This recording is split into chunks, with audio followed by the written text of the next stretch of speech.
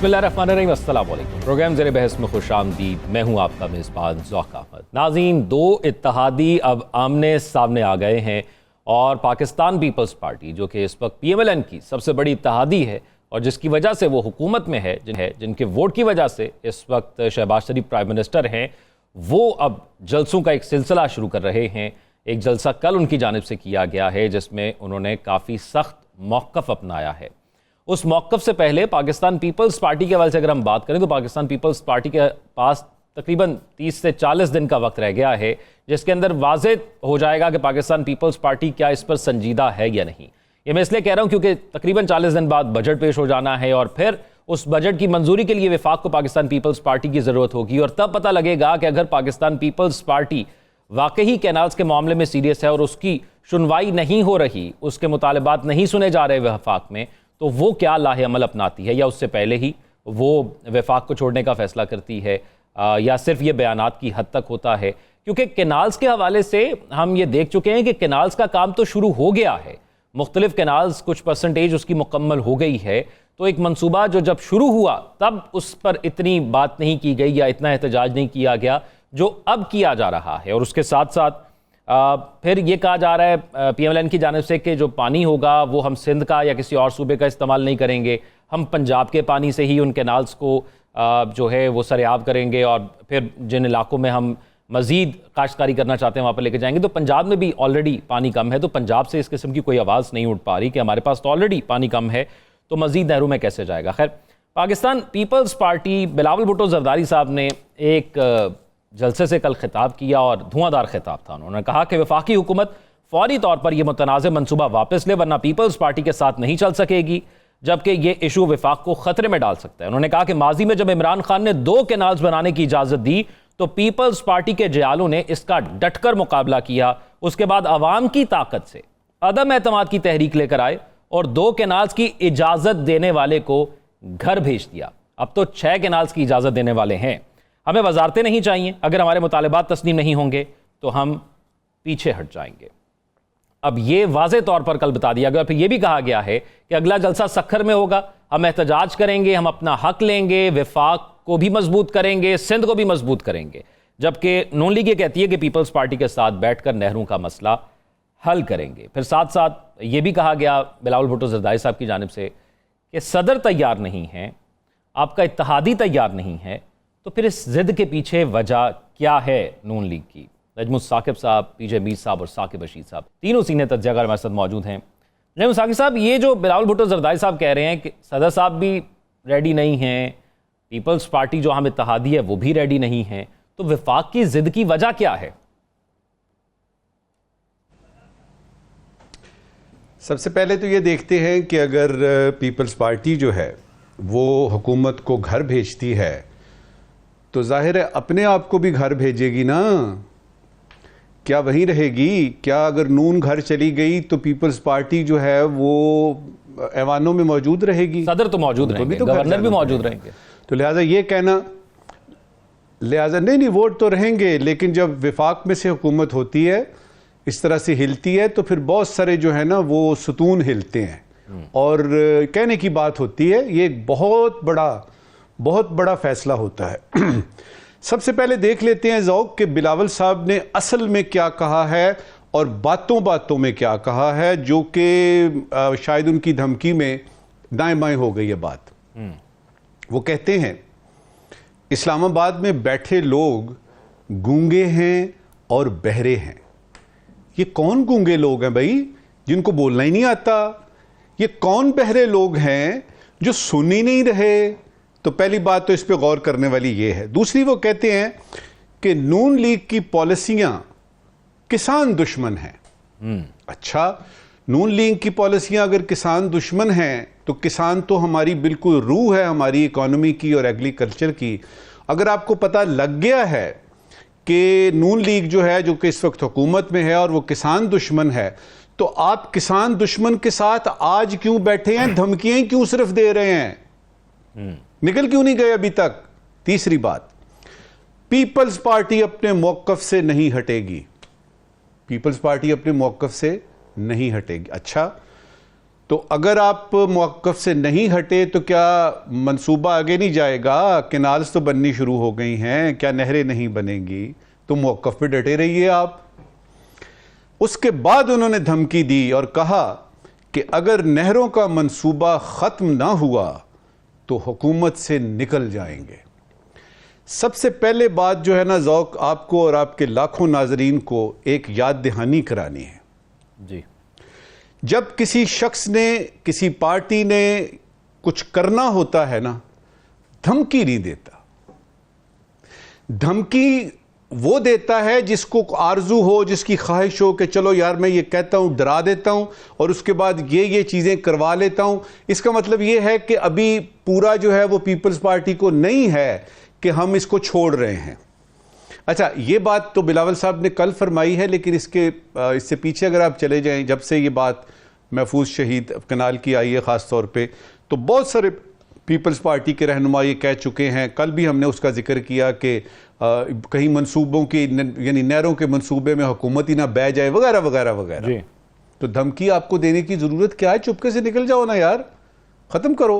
अच्छा, अब यह है कि हमारा तज्जिया क्या कहता है। तज्जिया कहता है नंबर 1, और यह तज्जिया बेस करता है पीपल्स पार्टी, नून लीग, पाकिस्तान की सियासी सूरत हाल और ये फैक्ट कि अगर कोई हुकूमत में आ जाए तो उस वक्त निकलता है जब निकाला जाता है। और नून लीग जो है उसकी खामोशी बता रही है। नून लीग ने अभी तक इसके बारे में कुछ नहीं कहा। हाँ, हम कर लेंगे, चलिए मिल बैठ के फैसला करते हैं। उनको किसी तरीके से पता है, नून लीग को किसी तरीके से ये पता है कि पीपल्स पार्टी बीच में से नहीं निकल रही। तारीख भी यही कहती है। पहला तज्जिया, नहरों पर काम ऑलरेडी शुरू हो चुका है, ये मंसूबा, इसका फैसला हो चुका है, ये मंसूबा तो चलेगा। दूसरा, पीपल्स पार्टी हुकूमत से नहीं निकलेगी, पीपल्स पार्टी हुकूमत से नहीं निकलेगी। तीसरा, सिंध के अवाम, किसान और बशमूल पीपल्स पार्टी के पुरानी तनख्वाह पे गुजारा करते रहेंगे। और अगर पीपल्स पार्टी वाकई कुछ मोजज़ा हो जाता है और अचानक ख्याल आता है उनको कि ओहो हम तो नून लीग के साथ हैं, पीडीएम में भी साथ थे, इसमें भी साथ हैं, आगे इलेक्शन आ रहे हैं, फलाना हो रहा है, तो कहीं हमारी साख जो है बिल्कुल ही ख़त्म ना हो जाए। अगर कोई इस तरह की खुदकुशी वाली बात आती है जिसमें वो कहते हैं कि जी नहीं हम तो निकल रहे हैं, तो वो तो खुशखबरी है अवाम पाकिस्तान के लिए, पाकिस्तान के अवाम के लिए, पीटीआई के लिए, अपोजिशन के लिए और उन तमाम पाकिस्तानियों के लिए जो पाकिस्तान में या पाकिस्तान से बाहर हैं और उनको 8 फरवरी का इलेक्शन जो है उसके नताइज उनसे वो लगा नहीं खाते, उनको उनकी मर्जी के नहीं हैं, उनके लिए खुशखबरी होगी। अगर पीपल्स पार्टी निकलती है, हुकूमत गिरती है, तो दोबारा इलेक्शंस होंगे। देखिए, तो अगली हुकूमत आती है कि वो इसको रोक सकेगी? 10% इम्कान है। कौन रोक सकेगी? अगर कोई अगली हुकूमत आती है तो आपको लगता है कि वो इस बुनियाद पर आ सकती है कि वो इस मंसूबे को रिवर्स कर सकती है? अब ये देखें ना, मुझे ये बताइए कि अगर पाकिस्तान की पॉलिटिकल हिस्ट्री आप देखते हैं तो क्या कभी ऐसा हुआ है? हुकूमत जो अगली आती है ना, वो सड़कें तोड़ के नई सड़कें बनाती है ताकि कमीशन का मसला हो। हुकूमत को नई आती है तो पिछली हुकूमतों के जो संगे मील हैं ना, जो उन्होंने लगाए होते हैं, प्लाक्स लगाए होते हैं, उनको हटा के अपने नाम लगाती है। जो अगली हुकूमत आती है वो ये करती है कि जो मंसूबा पिछली हुकूमतों ने शुरू किया होता है उसमें नाम बदल देते हैं, सड़क का नाम बदल दिया, मंसूबे का नाम बदल दिया। लेकिन अगर रियासत फैसला करती है कि कोई मंसूबा चलेगा तो उसमें कोई भी आने वाली अगली हुकूमत जो है, तारीख तो यही कहती है। अच्छा, बॉटम लाइन बता रहा था आपको, 10% इम्कान है कि पीपल्स पार्टी वाकई अपने किसानों हारियों को देखे और डट के खड़ी हो और जम के फैसला करे और कहे कि हम निकल रहे हैं। इसके 10% इम्कान हैं। 90% यह है कि इसी तनख्वाह में गुजारा करेंगे। और फिर से कहूंगा, इस वक्त की आखिरी बात, जिन्होंने एक्शन लेना होता है, जिन्होंने काम करने होते हैं, वो धमकियां नहीं देते, वो करके दिखाते हैं। पीजे मीर साहब, पीएमएलएन बहुत पुरएतमाद है, उनकी जानिब से कोई ऐसी बात नहीं की जा रही या उस किस्म का कोई सख्त बयान भी पीपल्स पार्टी को दिया जा रहा हो, लाजमी बात है, मजबूर भी है कि इत्तेहादी है पाकिस्तान पीपल्स पार्टी, और पाकिस्तान पीपल्स पार्टी अगर उनको छोड़ देती है तो उनकी हुकूमत चली जाती है। आपको लगता है पीपल्स पार्टी ने खुद बड़ी देर कर दी आते आते इस मामले के अंदर, क्योंकि कैनाल्स का काम तो शुरू हो गया? और दूसरा, आपको लगता है कि अगर ये मिल बैठते हैं, PMLN से जब भी सवाल किया जाता है किसी रहनुमा से या उनसे बात की जाती है, वो कहते हैं हम बैठ के मामला हल कर लेंगे, तो पानी की तकसीम पर बैठकर वो पीपल्स पार्टी को कायल करने में कामयाब हो जाएंगे, और फिर पीपल्स पार्टी जो सिंध में कौम परस्त जमातें एहतजाज करी हैं इस पर, उनको कायल करने में कामयाब हो जाएगी? देखिए, सबसे पहले ये जो अलायंस है PPP और PMLN, ये एक अनहोली अलायंस है। ये रियल टाइम अलायंस नहीं है। आप इसको कन्वीनियंस कह लो, पॉलिटिकल कन्वीनियंस कह लो। बिलावल कह रहे हैं कि हम निकल जाएंगे। अगर आपको हिस्ट्री में जाना है तो नवाज शरीफ निकला था कोलिशन के अंदर से, when he went out to this coalition। ये नहीं निकलेंगे। अगर निकलेंगे, क्या ये सेंटर में निकलेंगे या अपने प्रोविंस से भी निकलेंगे? सो प्रोविंस से तो कोई नहीं निकलेगा, सेंटर से निकलेंगे। फिर आपका एक स्टैंड ऑफ हो जाएगा बिटवीन द टू, जो कि यहाँ पहले पंजाब में भी हुआ है जब नवाज शरीफ चीफ मिनिस्टर थे और बेनज़ीर प्राइम मिनिस्टर थी। वो लैंड नहीं कर सकती थी लाहौर के अंदर। अब ये अगर हमने स्टैंड ऑफ देखना है, और उन्होंने जिस तरह कहा है कि कैनाल्स नहीं बनेंगे, अगर सेंटर कहती है, फेडरेशन कहती है कि भाई वो बनेंगे, तो at the end of the day आप क्या करेंगे? अब सखर में, अब जैसे आपने कहा है, अभी एक जलसा होगा, लोगों की स्ट्रेंथ आएगी। ये चीज़ें हैं आपकी बात करने वाली असेंबली के अंदर। असेंबली में कोई जाना नहीं चाहता। क्यों?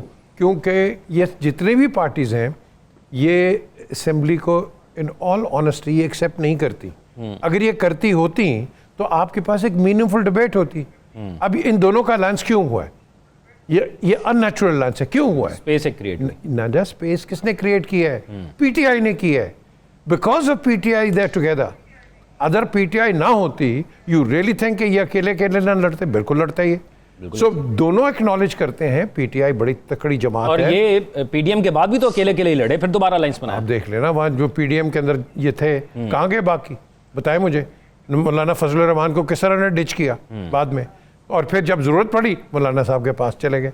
तो ये गेम्स चलती रहती हैं। हमने इस गेम से बाहर निकलना है, और ये एक ही तरीके से बाहर निकलेंगे, असेंबली में बात करें।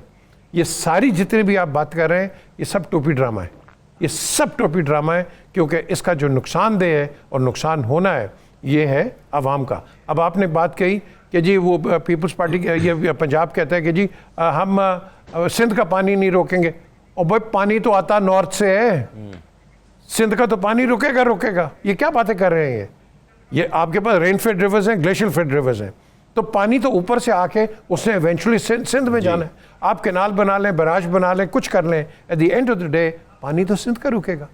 फिर वो शोर करते हैं इकोलॉजिकल डैमेज ना हो जाए और दूसरी चीज़ें कर दें। देखें, ये बड़ी संजीदगी बात है, और इसके अंदर मेरा नहीं ख्याल है कि हम इसके अंदर कहीं सीरियस हैं। क्यों?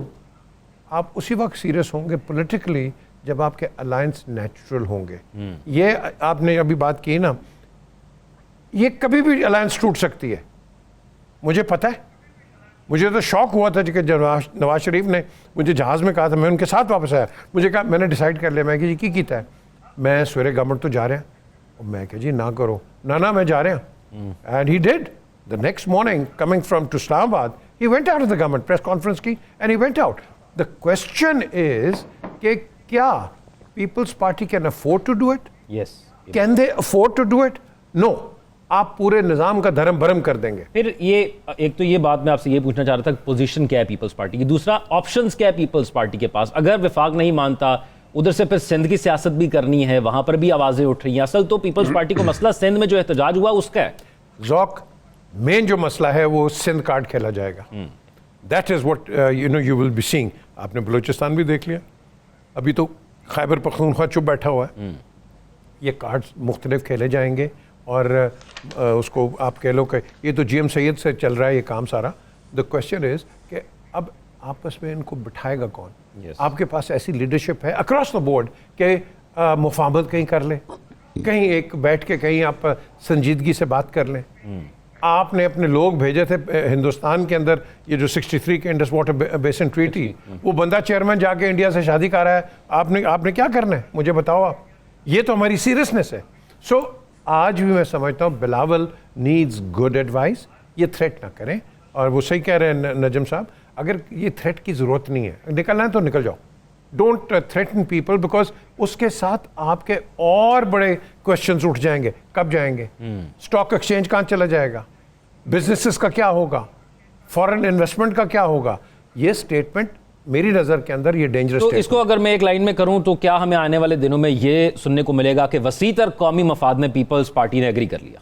पीपल्स पार्टी ने हमेशा कहा है कि हम लूली लंगड़ी जमहूरियत भी हो, हम इसको चलने देंगे और चलाएंगे। That is what the basic statement is. Zardari साहब की कितनी दफ़ा हुई है स्टेटमेंट्स, ये भी बिलावल ने भी बात कही है, बाकी पॉलिटिकल लीडर्स भी करते हैं। बट अगर इन्होंने ये स्टेप लिया तो ये आप सोच लें कि ये पार्टी का नुकसान नहीं है, किसी पार्टी का, ये पाकिस्तान का नुकसान है। साकिब रशीद साहब, क्या कहते हैं आपके दोस्त पाकिस्तान पीपल्स पार्टी वाले, क्या कदम वो उठाएंगे अगर उनकी बात ना सुनी गई? और फिर दूसरा, बिलावल साहब ने कहा हमें वजारतें नहीं चाहिए, किसी भी आईनी ओहदे के साथ जो उन्होंने विफाक से लिए हैं वो तो वजारतों की सूरत में नहीं है, वजारतें तो उनकी सारी सिंध में हैं, तो क्या वो सिंध की बात कर रहे हैं? एक तो ज़ौक ये मामला जो है वो पीपल्स पार्टी की हद तक ही महदूद नहीं है, इसीलिए आपने देखा होगा कि पीपल्स पार्टी बहुत देर में बाद जो है वो एक्टिव हुई है।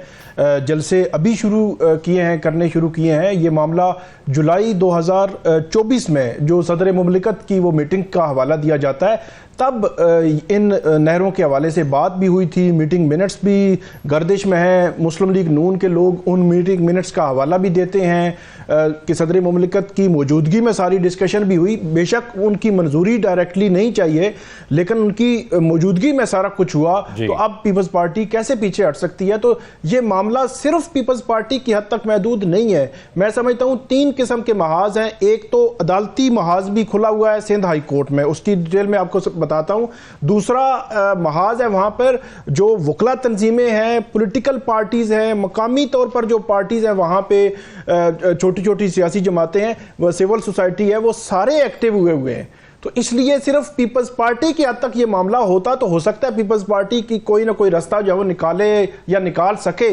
अब जो बिलावल भुट्टो जरदारी साहब की जो जुबान सख्त हुई है और दिन ब दिन सख्त होती जा रही है, आसिफ अली जरदारी साहब ने जो मुश्तरका इजलास था जो पार्लियामेंट का वहाँ पे इजलास खिताब किया था, उस खिताब के बाद आज तक वो नहीं बोले। वो उनके वाले से, उनकी सेहत के हवाले से खबर आई थी तो उसमें उन्होंने बड़ी सख्त बात की थी, उसके बाद वो खामोश हैं। लेकिन बिलावल भुट्टो जरदारी बड़ी सख्त गुफ्तगू कर रहे हैं। 25 को उनका फिर दोबारा एक जो है वो सखर में जो है वो जलसा उन्होंने रखा हुआ है और वहां पे भी डेफिनेटली इस किस्म की बात होगी।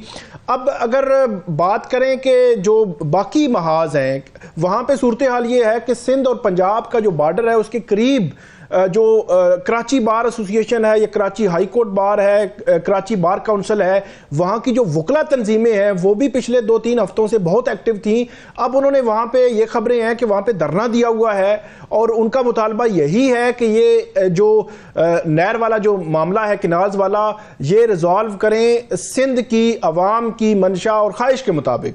इससे पीछे जो है वो हम कोई जो बात सुनने के लिए तैयार नहीं है। इसी तरह वहाँ की जो पॉलिटिकल पार्टीज हैं और जो सिविल सोसाइटी के लोग हैं या किसान हैं, उनका भी यही मुतालबा है। और जो पब्लिक पल्स है, डेफिनेटली पीपल्स पार्टी एक पॉलिटिकल पार्टी है, उनको अंदाजा है कि अगर हम इससे पीछे हटते हैं तो सियासी तौर पर भी उनको नुकसान हो सकता है। तो इसलिए फुल फ्लेज जो बिलावल भुट्टो जरदारी जो है वो आगे बढ़ रहे हैं। साथ साथ सिंध हाई कोर्ट में इस हवाले से स्टे भी है। एक खबर यह है कि सिंध हाई कोर्ट जो है वहां से 6 या 7 अप्रैल को यह हियरिंग हुई थी, वहां स्टे हो गया था। और कल जो वफाकी हुकूमत के नुमाइंदे हैं उन्होंने बताया है कि जो कैनाल है उस पर काम रोक दिया गया है और वो सिंध हाई कोर्ट के ऑर्डर और स्टे की वजह से काम रोका गया है। वहां पे सिंध हाई कोर्ट में जो 2 जजेस केस सुन रहे हैं उनकी जानिब से भी बड़ी अहम ऑब्जर्वेशन आई है कि इस मामले में कौमी यकजहती जो है वफाकी हुकूमत और सूबाई हुकूमत को हर हाल में मुकद्दम रखनी होगी। कौमी यकजहती को कोई नुकसान नहीं होना चाहिए, बड़ा हसास मामला है। फिर उनकी जानिब से यह भी कहा गया कि जो इरसा है उसमें जो सिंध का एक मेंबर है वो भी शामिल होना चाहिए और आइंदा हेयरिंग 29 अप्रैल को रखी गई है। तो मतलब यह है कि अदालती महाज पे भी इस मामले में 29 अप्रैल को वफाकी हुकूमत का मौकफ क्या होगा, जिसके हवाले से हमने हमने देखा कि वज़ीर आज़म या उनके जो वज़रा हैं वो बड़ी सख्त गुफ्तगू नहीं कर रहे, वो कह रहे हैं कि हम इसको रिजॉल्व कर लेंगे या कोई रास्ता जो निकालेंगे। तो 29 अप्रैल को वफाकी हुकूमत ने सिंध हाई कोर्ट को बताया है कि हम अपना मौक़िफ़ देंगे। वहां देखना होगा कि जो वफाकी हुकूमत है क्या मौक़िफ़ जो है वो रखती है। तो इसलिए ये 3 पैरेलल महाज चल रहे हैं, तो इनको तीनों को मिला के हमें देखना होगा। आसान नहीं है पीपल्स पार्टी के लिए कि वो उस स्टांस से पीछे हट जाए, और उसके लिए यह भी आसान नहीं है कि वफाकी हुकूमत से अलग हो जाए, क्योंकि यहां पे सदर मुमलिकत साहब बैठे हुए हैं, चेयरमैन सेनेट हैं, डिप्टी स्पीकर कौमी असम्बली हैं, पंजाब और खैबर पख्तूनख्वा के जो गवर्नर्स हैं, ये सारे वफाकी हुकूमत की ही गवर्नर्स हैं, तो वफाकी हुकूमत की ही जो है वो मरहून मिन्नत है। तो इसलिए अगर आपने अलग होना है हुकूमत से तो फिर आप फुल फ्लेज आपको अलग होना पड़ेगा। ऐसा नहीं हो सकता कि आप जिस तरह 8 फरवरी के बाद जब यह हुकूमत बनी तब से अब तक अपोजिशन में भी हैं और हुकूमत में भी हैं, सारा कुछ ले दे के चल रहे हैं। तो इसलिए यह भी आसान नहीं है पीपल्स पार्टी के लिए, वो भी आसान नहीं है। तो मुझे ये मसला वैसे बहुत जल्दी रिजॉल्व होता हुआ नजर नहीं आता। ये फरमाइएगा कि मरकजी हुकूमत, मुख्तसरन ये फरमा दीजिएगा, क्योंकि PMLN की तरफ से बड़ा ही एक पुरएतमाद किस्म का उनका लहजा है, उनके अल्फाज हैं, उन्हें लग रहा है कि कुछ होगा नहीं। लेकिन बिलावल साहब अगर जलसों की सीरीज शुरू करते हैं तो आपको लगता है कि पीपल्स पार्टी वफाक को कुर्बान अगर करने की बात करिए तो सिंध को भी कर देगी और फिर कहेगी दोबारा मैदान में आओ? नहीं, सिंध को तो वो नहीं करेंगे। सिंध को हो सकता है उनको करने की ज़रूरत भी नहीं है, वहाँ पे तो उनके गवर्नमेंट है पुरानी चलती आ रही है, वो करेंगे भी नहीं। जिस तरह आपने देखा कि बाद में आकर PTI ने ये काम किया कि पंजाब और KP में वो अलग हो गए। शुरू में वो 4-6 महीने उन्होंने चलाया और वो चलाते रहते। तो आज भी PTI के लोग कहते हैं कि सिचुएशन मुख्तलिफ होती, ये हालात ना होते पार्टी के जो आज हैं। तो इसलिए वो पीपल्स पार्टी और सदर आसिफ अली जरदारी बड़ी दूर के सोच रखते हैं, तो वो ऐसा तो बिल्कुल भी नहीं करेंगे कि मरकज से भी अलग हों और सिंध गवर्नमेंट भी छोड़ दें। जी पीजे मीर साहब, कैसा होगा? इन्होंने बिलावल ने एक चुंज भी मारी है, सियासी चुंज। हम सिलेक्टेड नहीं है। हाँ, ये भी कहा फॉर्म 47 में हम सिलेक्टेड नहीं है। और भाई तो फिर आप इनके साथ बैठे फॉर्म क्यों हैं? 47 या एग्जैक्टली। तो हम बैठे क्यों इनके साथ?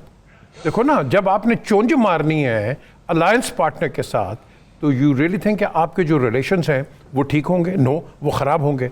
बात आती है जब जलसों की, जब बात आती है PTI के जलसों ने क्या गवर्नमेंट को टॉपल कर दिया था? जो गवर्नमेंट गई है वो इलेक्शन से गई है, जलसों से नहीं गई है। ठीक है, डिसरप्शन हुआ, problems I, yes, but this is not a banana Republic है। जलसा निकालो वेदर इस्लामाबाद या पेशावर या कराची, तो आपकी घूमतें चली जाएंगी। This is not going to happen at all. So basically ये जो हम बात कर रहे हैं ना कि ये यहाँ जो नहरों की ज़ौक, ये इनको बैठना पड़ेगा। ये अभी वो कहते हैं ना, वो कुकड़ 2 कुकड़ वो डडियाल में चले जाए मीरपुर में, वहाँ फाइट्स होती हैं कुकड़ों की, ठीक है ना।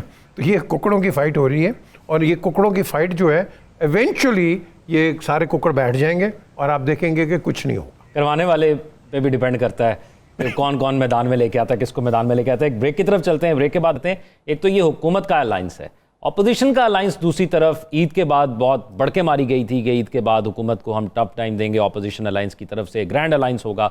वो कहाँ तक पहुंचा, उस पर बात करेंगे। Stay with us.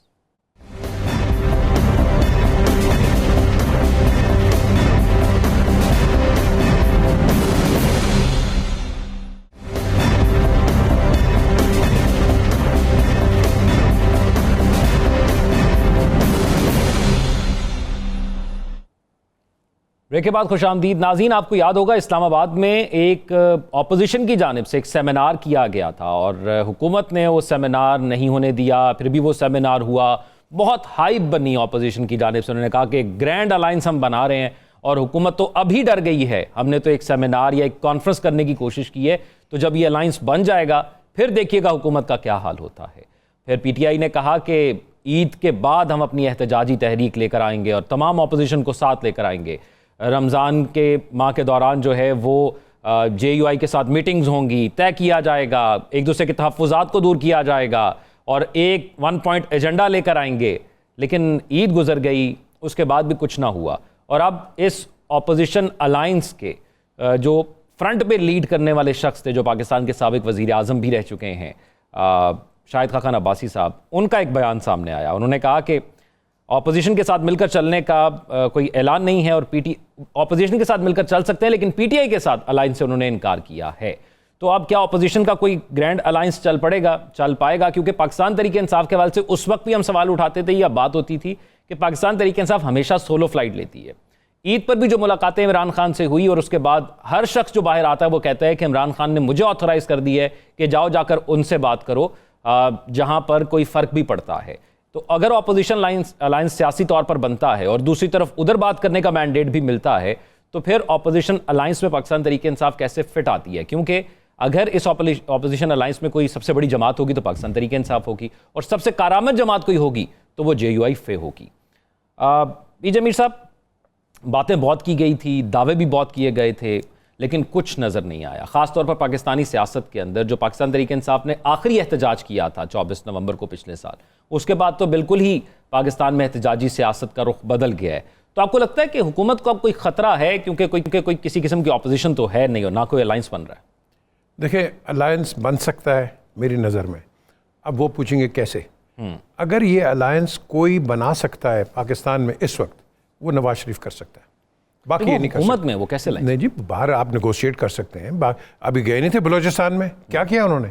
देखो ना, आप बात कर सकते हो, ठहराव लेके आ सकते हो। आप कहते हैं कि उस साइड से वो इसी साइड पे ले आए उनको? इसी साइड पे आपको लाना पड़ेगा, आपके पास कोई चॉइस कोई नहीं है।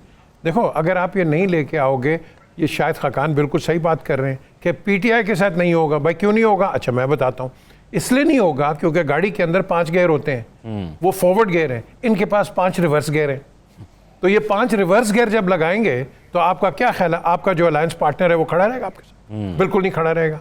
तो बेसिकली वो डरते हैं, जिसको ये पॉलिटिकली यू टर्न कहते हैं। इनकी रिव्यूइंग पॉलिसी बहुत ज़्यादा है, और रिव्यूइंग पॉलिसी के अंदर आपकी क्रेडिबिलिटी ख़त्म हो जाती है एक दूसरी एडवर्सरी के साथ, और साथ साथ आपके अपने मेंबर्स के साथ। आपने कल भी डिस्कस किया, सब ने बात भी की कि एक इधर से स्टेटमेंट, एक इधर से। तो in the light of this Shahid Khaqan is absolutely right, आप नहीं कर सकते इस तरह। अब होना हो क्या है, आपने एक लफ्ज़ इस्तेमाल किया है, ये टफ टाइम देंगे ईद के बाद। पर टफ टाइम किसको देना है? आप टाइम वो दें कि जिसमें लोगों की भलाई है, वो टफ टाइम। ये जो टीवी के अंदर, अखबारों के अंदर पढ़ते हैं, हाँ जी we'll give a tough time, वो टफ टाइम। आप अपने मंसूबे लेके आए, बताएं कि हम ये करेंगे, ये करेंगे। तो ये जो हमारी चॉइस ऑफ वर्ड्स एक तो बड़ी वॉलेटाइल है, बड़ी वो मैं समझता हूँ कि एग्रेवेटिंग है। इसको आप ख़त्म करो। कोई टफ टूफ नहीं होता टाइम। अब लॉजिकली बात करो, ऑब्जेक्टिवली बात करो, and that is where you go forward. अब बात आती है कि आगे कहाँ जाएंगे।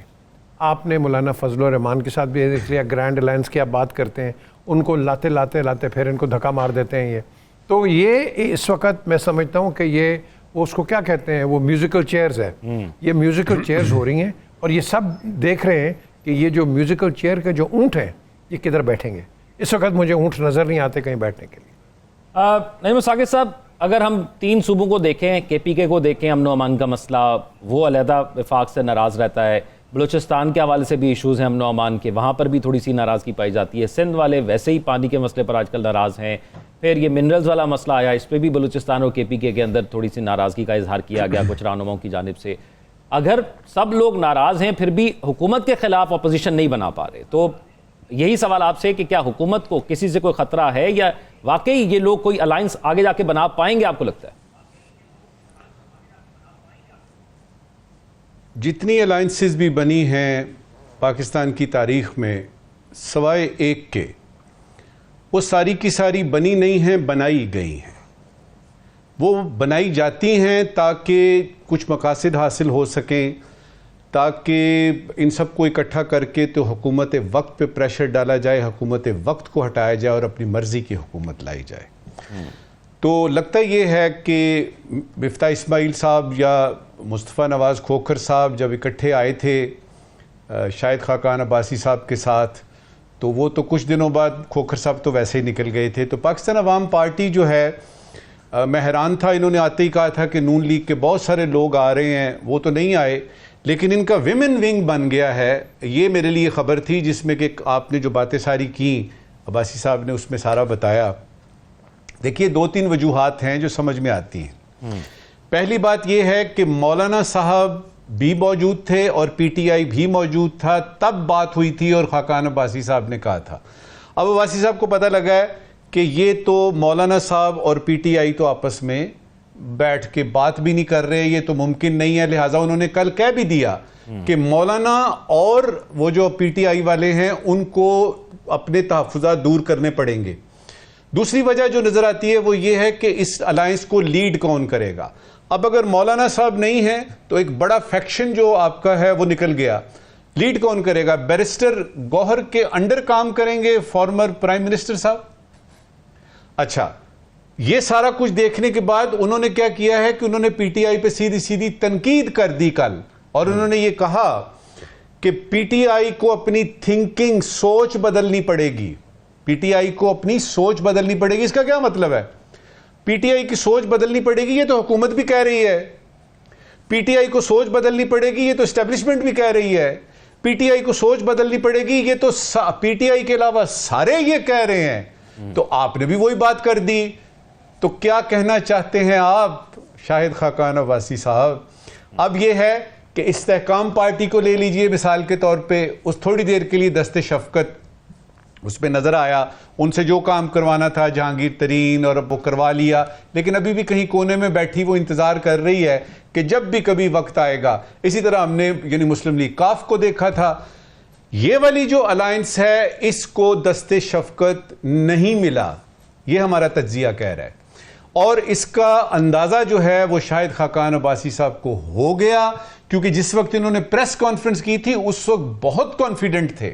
इन्होंने तो यहां तक कह दिया था कि अगर हम एक छोटे से कमरे में बैठे हुए हैं तो हुकूमत को क्या, यानी हुकूमत तो हिल गई है।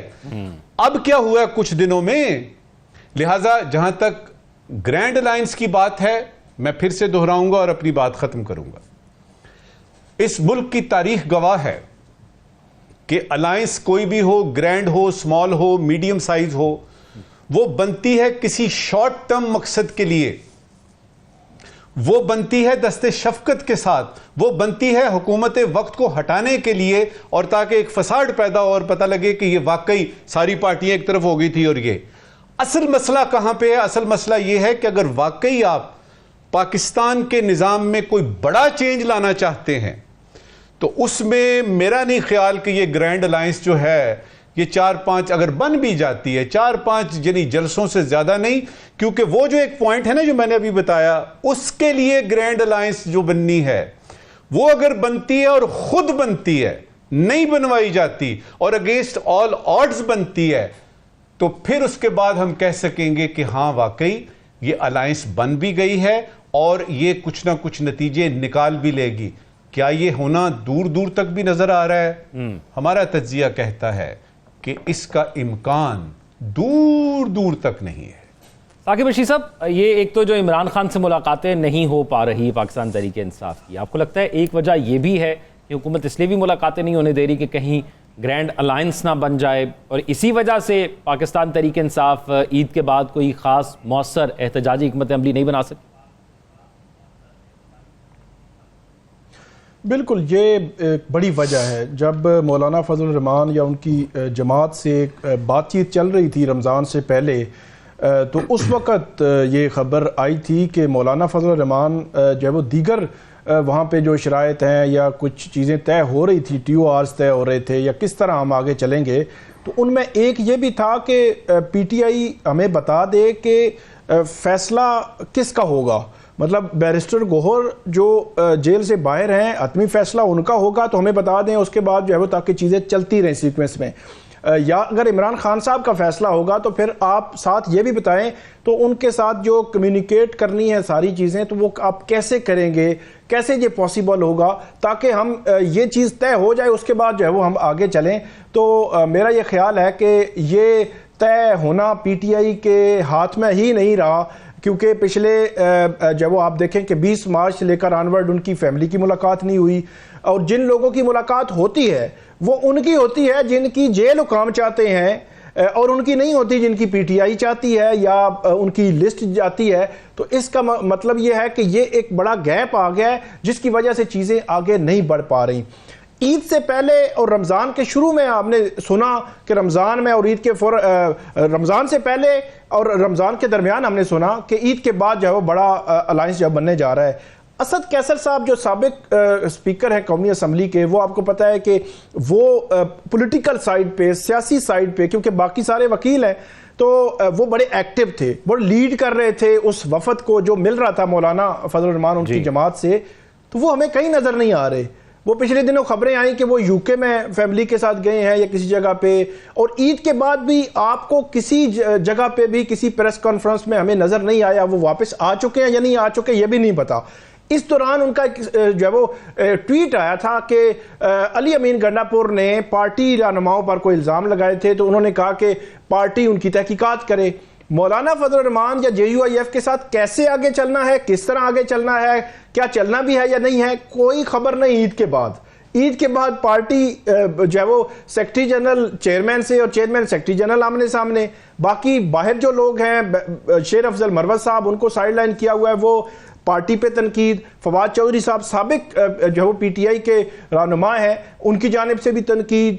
फिर जो मुलाकातें हैं, PTI के इंटरनल इतने बड़े इश्यूज हैं कि ईद के बाद 20 दिन गुजर चुके हैं, अभी तक उन्होंने इस पे बात ही नहीं की कि कैसे अलायंस चलना है। आखिरी बात मैं करूंगा कि जो PDM बनी थी उसका जो स्ट्रक्चर था वो हमें देखने की जरूरत है। मुस्लिम लीग नून और जो पीपल्स पार्टी है उन्होंने एक्सेप्ट किया मौलाना को सरबराह बनाया, चलाया। मौलाना यहाँ पे श्रीनगर हाईवे पे PTI के दौर में उन्होंने धरना भी दिए रखा था, फिर चीजें चलती रहीं, जलसे चलते रहे। मौलाना क्योंकि एक प्रेशर ग्रुप तो है, तो वो उनके जलसे भी चलते रहे, उस वक्त की हुकूमत पर प्रेशर भी आता रहा, आखिरकार आतम एतमाद और वो उनको घर जाना पड़ा। तो यहाँ पे सबसे बड़ा जो गैप ये भी है कि मौलाना और PTI के दरमियान माजी में इतनी जो है वो दूरियां थी कि वो करीब आते आते एक ट्रस्ट लेवल जो है वो डेवलप होते होते बड़ा टाइम लग रहा है। इसी वजह से वो हर चीज तय करने से पहले कहीं नहीं जाना चाहते।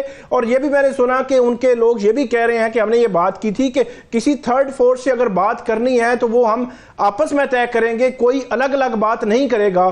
तो अभी तो चीजें तय नहीं हुई, तो कभी आजम सवाती साहब आ जाते हैं, कभी अली अमीन गंडापुर कहते हैं कि मैं भी विकेट के दोनों तरफ भी खेलता हूं, बात भी कर रहे हैं, सारी चीजें चल रही हैं। तो ये जो अदम एतमाद है ये खत्म नहीं हो रहा दोनों पार्टीज के दरमियान। और एक मुलाकात बैरिस्टर गौर साहब की भी हुई थी, नजमुल साकिब साहब, क्या आपको लगता है कि उस मुलाकात के बाद फिर इस ऑपोजिशन अलायंस की हमने खबरें भी कम सुनी और बातें भी हुई, तो वहां से भी ज्यादा एतमाद खत्म हुआ ऑपोजिशन का PTI के साथ?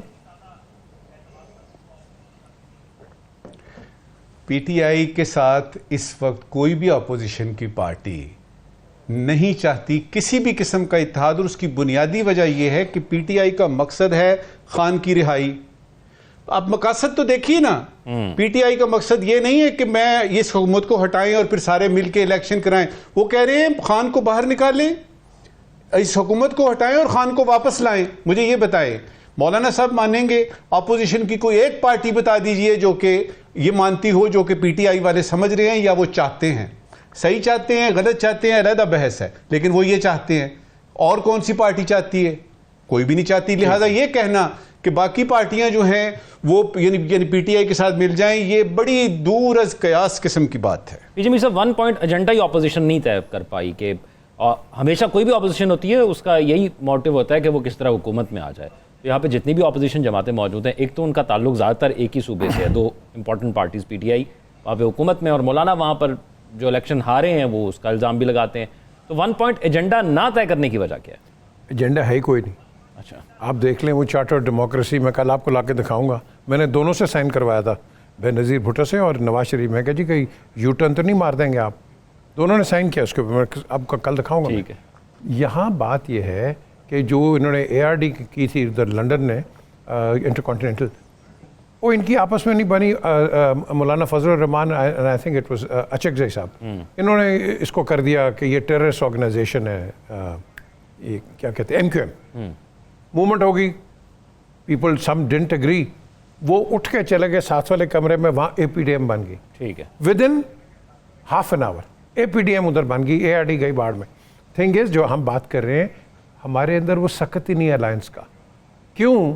क्योंकि जो आप अलायंस करते हो लाइक माइंडेड लोगों के साथ, अलायंस वैसे नहीं होते, ये अननेचुरल अलायंस है जो सारी उम्र एक दूसरे के साथ आप कह लो कि लड़ते रहे, एक दूसरे पे केसेस कैसे हुए क्या नहीं हुआ, and you really think they will work together? No, they won't, they absolutely won't. और ये बहुत मैं समझता इसके अंदर मिसअंडरस्टैंडिंग भी थी। If you allow me, Benazir ने मुझे कहा कि मियाँ साहब is your friend, please tell him I had nothing to do with his father's arrest.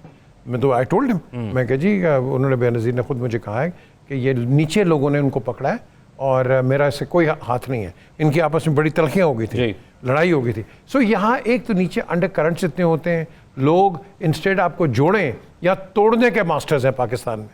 और तोड़ते किसको हैं? आपस में तोड़ के हॉक्स बना के दोनों साइड से नुकसान किसका होता है? मुल्क का। एक ब्रेक की तरफ चलते हैं, ब्रेक के बाद वापस आते हैं। तिफारती ताल्लुकात अफगानिस्तान के साथ बहाल हुए हैं, बड़ी अहम डेवलपमेंट्स हो रही हैं, पाकिस्तान की एक डेडलाइन भी है, उस तमाम सूरत पर बात करेंगे एक ब्रेक के बाद।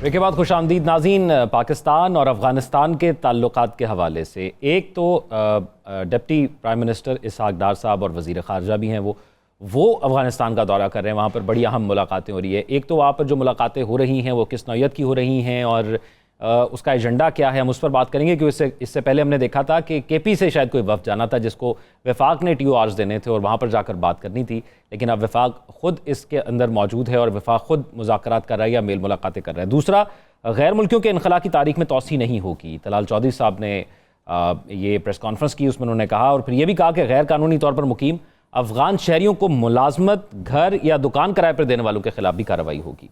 तो रंजन साकिब साहब, ये जो सिफारती तौर पर इसहाक डार साहब वहाँ पर मौजूद हैं और जो मुलाकात वहाँ पर हो रही है, इस पर क्या एजेंडा है और किन चीज़ों पर मुलाकात हो रही है और पाकिस्तान क्या एक्सपेक्ट कर रहा है इसमें?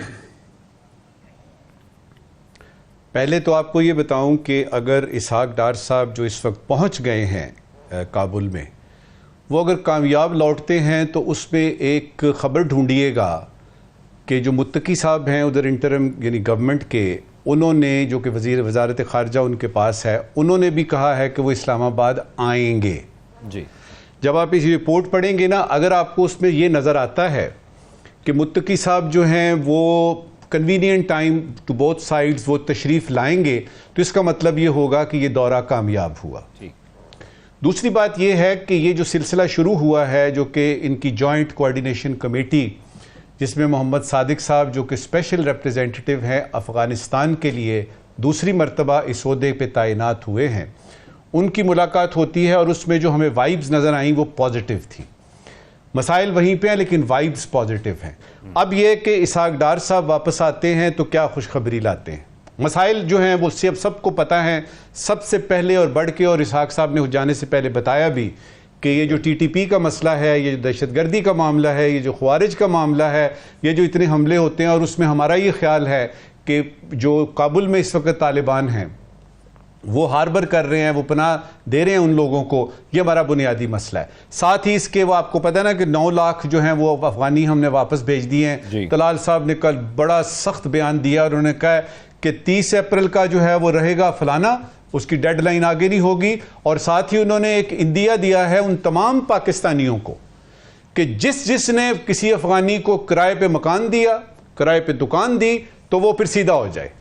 अच्छा, ये एक प्रेशर टैक्टिक्स भी हो सकता है क्योंकि आप वहां पे मुलाकात करने जा रहे हैं और साथ ही ये बयान आ गया है। ये पुरानी हो गई है टैक्टिक्स, क्योंकि अब कल को देखेंगे अगर इसहाक डार साहब वापस आते हैं तो हो सकता है कि ये जो 30 अप्रैल की डेडलाइन है ये एक्सटेंड हो जाए, तो वो आपको देखने पड़ेंगे, वो चिप्स आपको मिलाने पड़ेंगे कि क्या होगा। देखिए, 2 बातों का ख्याल करना है। सबसे पहले पाकिस्तान ने यह ख्याल करना है कि अफगानिस्तान इंडिया नहीं है जी, कि वहां पे 5 अगस्त 2019 हुआ और हमने ट्रेड बंद कर दी और फलाना।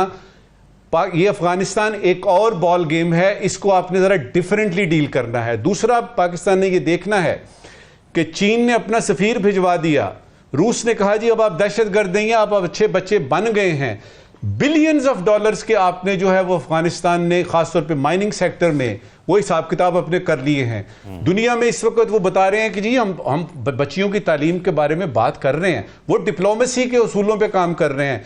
तो क्या वो वही तालिबान हैं जो पहली दफा आए थे, या ये कोई न्यू लुक यानी तालिबान हैं? और इस वक्त अफगानिस्तान जो मुआशी तौर पे खास तौर पे इस तरह से टेक ऑफ करने की पोजीशन में है, क्या वो सारी बातें मानेगा जो किसी जमाने में पाकिस्तान से ऐसे बात होती थी और अफगानिस्तान ऐसे मानता था? ये दो बातें अपने सामने रखें। मेरा ख्याल है कि पाकिस्तान अफगानिस्तान के ताल्लुकात अच्छे होने वाले हैं और अच्छे होने चाहिए भी।